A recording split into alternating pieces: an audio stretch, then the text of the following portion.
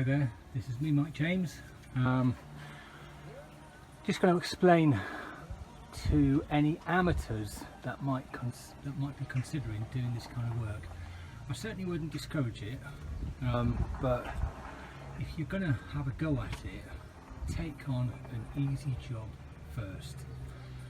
This is the gable end of a great two listed property.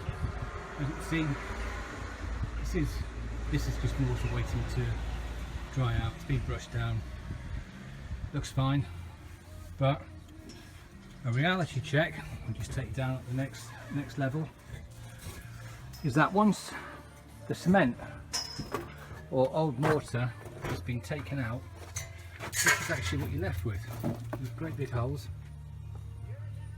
A lot of the stone's rotten.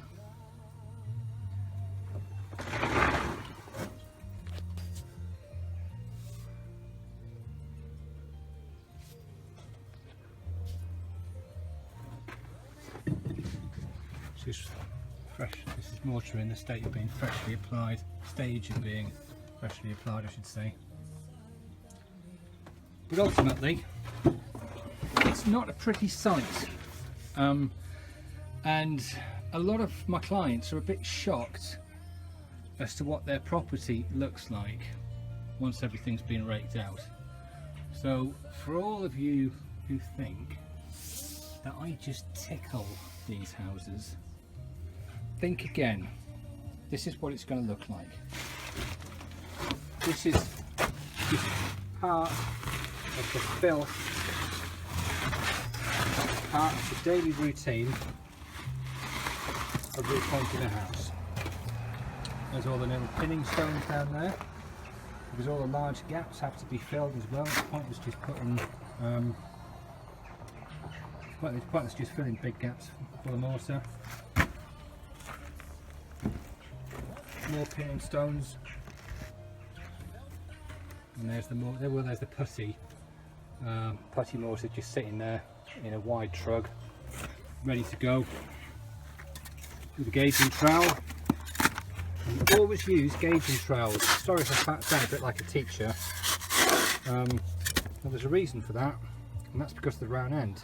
And if you're a stonemason, you always work out of a bucket or a trug. If you're a bricklayer, you will have a pointy-ended trowel, because that's the pointing trowel, and you're always working off a board or out of a barrow if you're a bricklayer. Right, stonemason, rounded end tools or flat-ended tools. This is a bucket trowel, and it just gives you easy access to mortar. Let's just show you this. Really, not with this camera. It just gives you easy access to mortar, which you stack on your haul. Right, anyway, so that's it. Word of advice to the amateur: never think about using just a tower. You cannot do this work just using a scaffold tower. You have to have proper scaffold. You have to have proper breakers as well. You can't just mess around with something made by Black & Decker. Now, I'll show you what kind of scaffold you need to be looking at when you're doing this kind of job. Yeah, notice 3 lift scaffolding. So the top lift there, because the chimney's been repaired. There's the second lift. As you can see, right at the top there, which is basically just a handheld pulley, which will enable you to get all the stone and all the mortar and all the tools and all the pinning stones up to the lift you need to get it up to. Again, the bottom lift. It's not a pretty sight. This is what it looks like. I think a lot of people just think, oh yeah, repointing, yeah, we just pull the mortar out, put some fresh stuff in. I can tell you that if it was that easy, everybody would be doing it. But they're not. Lime mortar is difficult to work with. Rotten stone is actually quite difficult to quote for, because you never know how much it's going to come out, how much it's going to need to come out. See, here's a little pile of stone waiting to be fixed at the side of the house. And a very important tool of the trade here, keeps the site radio. So anyway, that's it. Usual story. Video in 2 parts. I'll show you the second part. I'll just come straight after this. There's going to be a lot of mortar in this wall. I'll just give you an idea of how much has already come out. You can just see all the detritus on the bottom, and there's Doris, of course, helping as usual.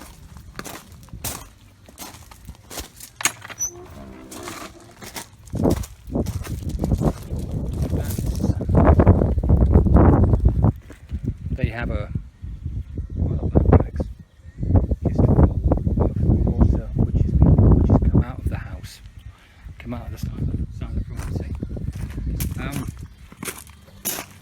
A load more here, putting into black bags. So anyway, if you have any questions about this kind of stuff, yeah, just let me know. Oh, and there's a point of information. Although it's a listed building, it has had work done to it,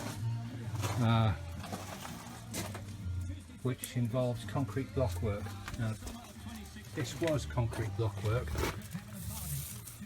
I faced it with what's called Roland premix.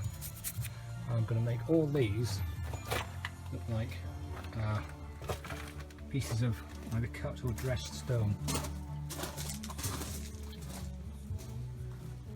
You can just see up there we've got some more, and I'm going to be doing the same to those.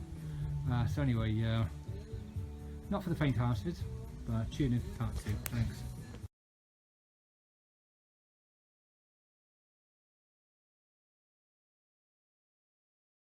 Hi there, welcome to part 2. As you can see, this is the completed article. There's been some work done on the chimney. That was partially rebuilt using natural hydraulic lime 5. Maybe you can just see there's a slight colour discrepancy there because 5 is much more cementitious than the 3.5 or putty. So this is lime putty. It's a coarse mix of putty mortar. Allows for faster evaporation and is stronger and more weatherproof. You can use aggregates with finer grains. It's not a sin, it's not the end of the world, but it really depends on what kind of property you've got. This is rubble stone. A lot of the stone was deteriorated on this. It did have to come out, but it was it had been repaired using cement mortar that had rotted a lot of the stone. So yeah, there's quite a bit of mortar in this, and it's highlighted by the fact that it's a sunny morning. The sun really does bring out the creaminess of the mortar. Obviously, when the sun disappears behind a cloud, then I guess you can just see where the shadow is there. The thatch is casting a shadow, and it just simply looks like that when the sun goes in. But anyway, just let you have a quick look.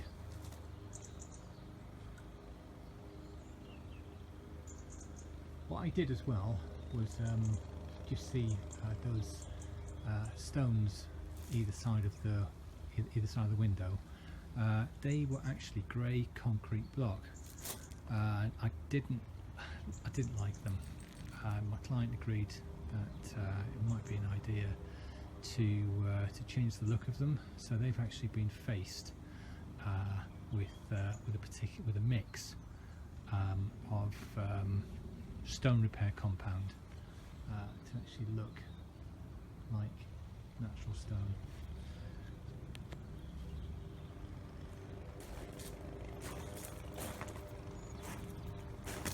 see the real coarse mix.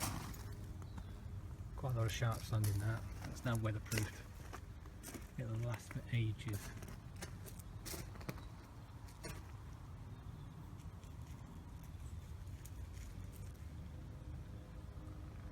You can see where there's a lot of damage down where the chimney was, because you get that hot cold going on, which eventually means that the stone will deteriorate because of that.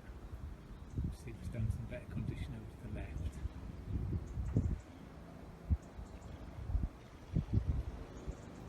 Anyway, that's now sorted. Will last for many years, and it will enable vapor permeability. I know a lot of people use the term breathability where lime mortar is concerned, but lime mortar's actually got nothing to do with breathing, because breathing assumes that there is inhalation and then exhalation, and there isn't with lime. It is simply the wicking away, or the evaporation of the evaporation of moisture from the faces of stone, pulled away by the lime in the joints, and also when moisture comes up from ground level, it's pulled across a bridging network and then eventually out into the atmosphere. Okay, so if anybody's got any questions, please ask.